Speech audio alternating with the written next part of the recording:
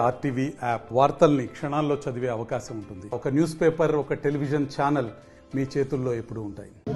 పార్టీలు ఏదో చిన్న చిన్న మనస్పర్ధల వల్ల బయటికి పోయినాము.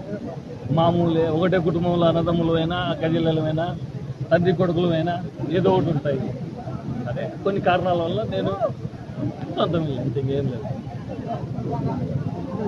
నిన్న పెద్దారెడ్డి అనుచరులు 5 మంది ఫోటోలు వేసి వీళ్ళు అవకాశవాదులని ఆ పార్టీ వస్తారంటే ఆ పార్టీలోకి జంప్ అవుతారని చెప్పి ఆయన ఒక పాంప్లెట్ కూడా కొట్టడం జరిగింది. ఎలక్షన్లు అయిపోయినాక చేరితే అవకాశవాదులు, ఎలక్షన్ల కన్నా చేరితే మీజం తిప్పి తొడగొట్టి చేరినది గెలిపిస్తాననే ధీమాతో చేరింటా. ఆ రోజు అదట్లే, ఈరోజు నిన్నకు చేసినాం. ఈరోజు నచ్చలేదు బయట. గవర్నమెంట్ పవర్లో ఉండగానే ఆ రోజు ఈ నుంచి బయటకు పోయినా, ఈ రోజు గవర్నమెంట్ పవర్లో ఉండగానే బయట. గవర్నమెంట్ ఎలక్షన్లు అయిపోయినాక ఏ గవర్నమెంట్ వచ్చి ఆ గవర్నమెంట్లో చేరితే అది అవకాశం. ఇది మొగోడు చేసే పని.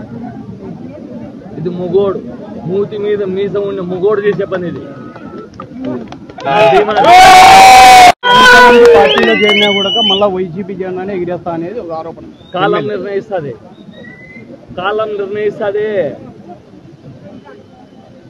ఖచ్చితంగా కాలమే నిర్ణయిస్తుంది. ఎలా ఉండవద్దంటారు జేసీ అస్మిత్ రెడ్డి? మీకే తెలిసింటారు కదా, మీకు తెలీదా? చెప్పండి, మీకు తెలీదా? నా స్థాయి శక్తుల, నా ముగ్గురు అన్నదమ్ములు, నా బంధువులు, నా ఫ్రెండ్స్, మా వాళ్ళంతా ఎంతవరకు ఒడ్డుకోవాలో అంతవరకు ఒడ్డి గెలిపిస్తారు. Thank you.